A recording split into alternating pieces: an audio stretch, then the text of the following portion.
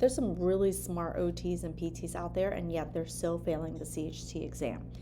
I'm going to share with you what I think those things are, and of course how to address it so that you can overcome it, so you can pass the CHT exam. I mean, that's the whole point, right? My name is Huang. I'm an occupational therapist and certified hand therapist, and over 10 years ago I started my therapy clinic, and I realized, oh my God, I need to and want to hire therapists who want to become CHTs, and so that's what started Hand Therapy Secrets. And I started teaching about hand therapy, and I started helping therapists study for the CHT exam. So here are some things I've learned in the last 6 years of really teaching really teaching that ecosystem of how to study, how to do questions, right?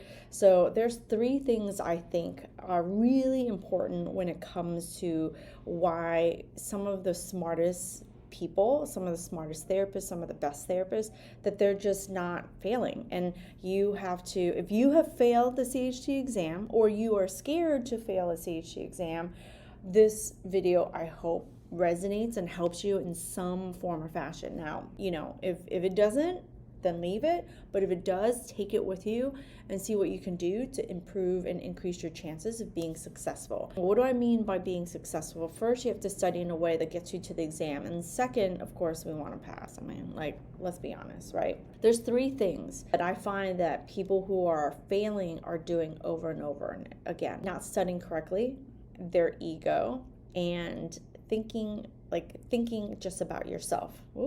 Just thinking about yourself. So let's unpack that shit a little bit. I feel it's a feeling because I have no data to back this up, but I feel like some people, they're just not studying correctly. And I get that feeling because I talk to a lot of therapists. People reach out to me, they've been in my program, and usually when they come into the program and then start seeing how I teach it, they're like, holy shit, I'm not studying correctly. Number 1, resources. Your resources need to be up to date. Stop being cheap. Stop being like, oh, let me study off of someone else's books, off of someone else's old crap, off of someone else's old notes. Create your own, right? That's how you study in a way that is most effective for you, because buying other people's notes or using their old books sometimes is a signal to yourself that you're not taking this shit seriously. When you take it seriously, it's more than just studying to pass. It's more about, I want to understand it in a way that I make a big impact on my patients. I study in a way that it helps me to be more confident when I'm talking to a referral source, when I'm talking to a surgeon. I can stand 10 toes down on something that I know about, right? I can stand 10 toes down on it because I understand it. Now, obviously, when you're studying, you have to memorize a lot of stuff, but then you have to be able to apply it, right? Once you get your CHT, you can go back and look in that freaking book. Stop selling your resources. Let me grab my book. I have it over here. Solid Rehab of the Hand. I don't have a chapter in here. I make no commission. This is just a book I studied from when I was studying to become a certified hand therapist. Obviously, the older volume, but this is the book. These are the books that I teach from. And so I think it's just really important when you're studying to study off the correct resources. And when you understand something from studying, being able to apply it. The CHT, the HTCC blueprint is really about being able to know a lot of things, but then you have to be able to apply it, right? You cannot not be able to apply it, because the whole point, the whole premise of becoming an expert, someone who knows something about something, means that you can take the information and apply it, even though you don't necessarily do that same exact thing, even though you've never seen it before. So take that for whatever you want. But if you keep failing, look at what you're doing in terms of studying, right? Number 2, ego. Ego is your idea of who you are.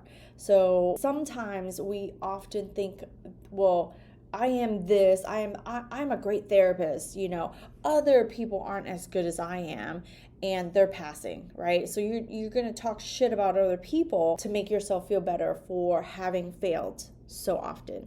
And listen, I've had people come to me and talk to me about it. I had one therapist she was an OT for like 25 years. She worked in a hand surgeon's office, and she was on the phone with me, and she's like, I keep failing. And she was pissed. She's like, I keep failing. And, I'm a great therapist. I know my shit. I get great results, and the doctors love me. It is nothing about that. So you're stuck to your ego. You're stuck to this idea or identity of who you are, what builds your confidence and stuff like that. And I think part of it, like passing, especially if you have failed before, is letting some of that shit go, right? Some of the smartest people, some of the most effective therapists fail the exam because they cannot let go of this idea of who they are as compared to someone else. And they always have to be like, well, I'm better than this person, and this person came in new and doesn't know anything. I know. I was one of those people who didn't know shit from shit, coming in new and passing the CHT exam, right? And it has nothing to do with like that I knew everything before going. I just studied in a way that, and I let, part of it is like you got to let that go. I was like, you know what? If I fail, I fail, I try again. If I fail, then everyone's going to know I failed. Like, who the fuck cares? And I will just try again, because what other choice do I have if I want to become a certified hand therapist, right? So in a way, you have to let go of that ego. But, that's just one example. I had someone who was a student of mine who had that ego too. Like, I know more than this person, and they all became CHTs, and I want to become a CHT because, it burned her ass that these other people were CHTs and she wasn't. And we had a really great discussion about it, and she was able to, I don't think it's like, oh, I just let it go. But she had a few weeks to kind of own into that ideology and that self-talk that she kept saying to herself going into these exams. And then this is the last time I'm going to take it, blah, blah, blah. So if this resonates with you, like, do some work on that, right? Do some work on that, because that's an internal job. That is, you can study all you want, but if you are hanging on like with that ego, with this identity of who you are as compared to someone else, that might be the thing that's holding you back. Let me know. I don't know. It's something that no one really wants to speak about publicly, but it's burning your gut on the inside, right? Because when I speak privately to people, these are the things that come out, right? That's why I can't be naming no names. Sorry. Number 3, and the last thing I want you to think about, right? And I have nothing to do with the exams themselves. I don't think I could be teaching and doing this stuff if I was like also creating the questions. You know what I'm saying? But I think a lot of times people fail because they're only thinking about themselves, which kind of comes back a little bit to the ego, right? And I think it does go back to like how you're studying. Hear me out. I think that sometimes people who are inexperienced might pass better because they don't have the experience. Like, I didn't have the experience that I needed, like that I would have loved to have when I went into the exam. I had to use other people's stories to sort of like piece it together. But if you think about how you constantly do it, like, this is how I do it, right? I hear that all the time. Well, this is how I do it in the clinic and I get great results. I know you get great results. But the people putting on the exam don't do it the way you do it, right? I'm very mindful of that as well when I teach, because I don't do things in my clinic and with my patients the way a textbook always explains it. Now, I take the philosophy, I take the theory, I take the methodologies and the principles, and I take that and I can turn it around a little bit, in my head to make it make sense, right? So let me know if that makes sense. I'm gonna give you an example. I teach inside my manual therapy workshop a formula. This is Huang's formula for stiffness, right? I have a formula for stiffness that I feel really works very well. You can apply it to a couple of things, but stiffness is one of the biggest things that I've noticed really work. If you have a stiff finger, my Huang's formula for stiff fingers, right, is work on extension, flexion, extension. You want to start with extension, you want to go into a little bit of flexion, and you want to end in extension. Now, that's how I do it. You're not like, so when I teach manual therapy or when I teach inside the exam prep and people are like, well, Huang, what do you do? That's my formula. I created that.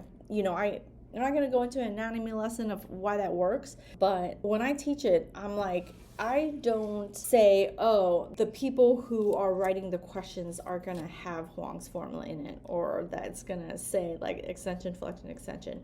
But you need to understand why that concept would work, right? So when you think about how you do it, you might be like, oh, well, I work everyone into flexion and I, do these exercises. Great. That depends on the question, right?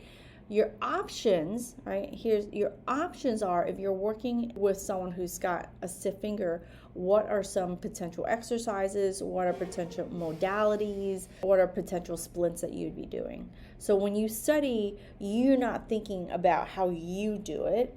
You don't think about, like, I don't tell people, well, Huang does it this way, so you should do it this way. When you're studying, you have to think about how all the potential possibilities based on that scenario and based on that program, and what are the possibilities that you could do it based on the science. We know if someone has a contracture, based on the studies, some things that work. There's a formula in here that talks about, like, if you decide to go into like the static, progressive, dynamic types of orthosis, why that would work over, plaster casting, and why that would work, and what are the constraints between either one, right? So when you're studying, you have to think about those things, about what would work anywhere with anyone, versus being very egocentric and being like, well, I do it this way and this works and that's how it should be, right? If you think like that, I promise you, you'll probably fail. I'm not trying to be mean, but you'll probably fail because you're going to fight with the questions. So I had a student, she was a therapist probably 15, 20 years, but she'd probably been a therapist for longer, but 10 years in the hand therapy space. And she had moved from one state to another state, and she wanted to become a CHT. And she found that when she moved to this new state, that people weren't giving her the opportunities or the jobs that she wanted because she didn't have her CHT, even though she had X number of years of experience, right? So she was taking the CHT exam, and she took it like 3 times. And she's so funny because we did a video, but I think I lost video. I never shared it. So terrible of me. Anyway, she told me that she would see my videos and she would watch my videos, but she didn't want to buy any of my programs. She failed the last time and she was fed up. She had failed 3 times. She was like, that's it, forget it. And then she sends me this email, can I join your program, blah, blah, blah. So I get her in. It was during the time when you had to apply for the program, whatever. So she comes in and she's like, again, I've been doing this, I know my shit, I've been studying this. And I'm like, okay, that's great. I think that's wonderful. So for wherever you're starting, let's go into all of the details, right? Because when you're failing, it's obviously you're missing something. You have to have the humility to say, I am clearly missing something because I keep failing, right? There's something I'm missing. And so she finally did that. She was like, I'm missing something. Anyway, turns out one of the last times she failed, she was fighting the questions. So she would read the question and then she would be like, well, this question is wrong and this is wrong.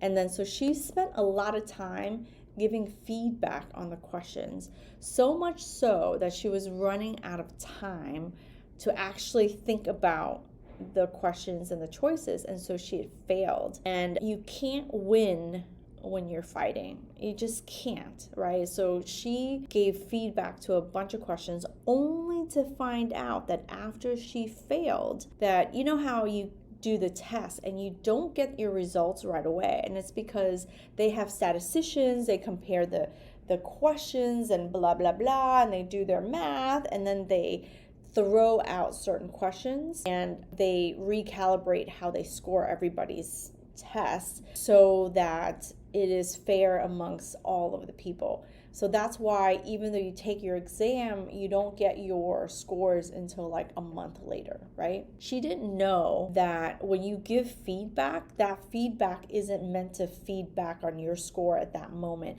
It's for the next time. So here you are fighting these people, creating these questions, thinking that they are not as smart as you.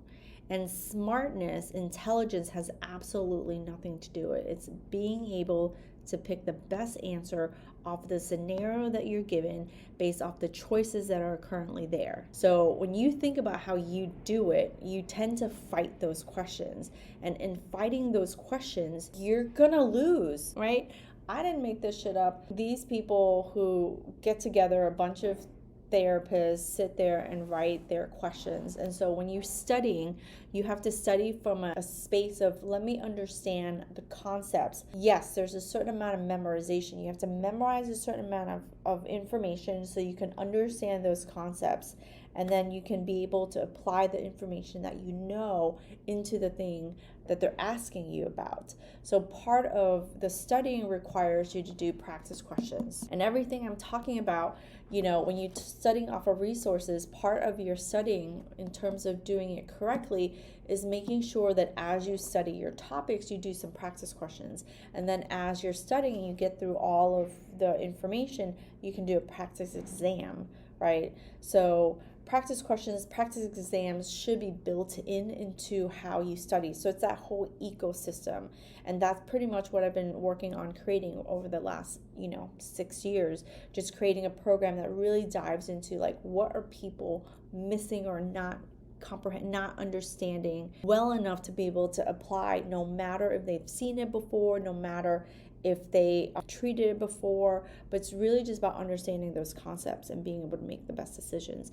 And then being able to take and do practice questions and then do practice exams. There's different ways in which to use those. But if you're a therapist and you're looking to, not fail, right? Consider the resources that I have available on my website. We have practice questions, we have practice exams, and we have a way to help you study so that you can incorporate all of that in there. Let me know if that helped. My name is Huang. I'm an occupational therapist and certified hand therapist, and I love nothing more than to help you become a certified hand therapist if that's what you want. Like this video, share it with somebody who could benefit from this, and leave me a comment, leave me a question underneath. All right, I will talk to you next time. Thanks.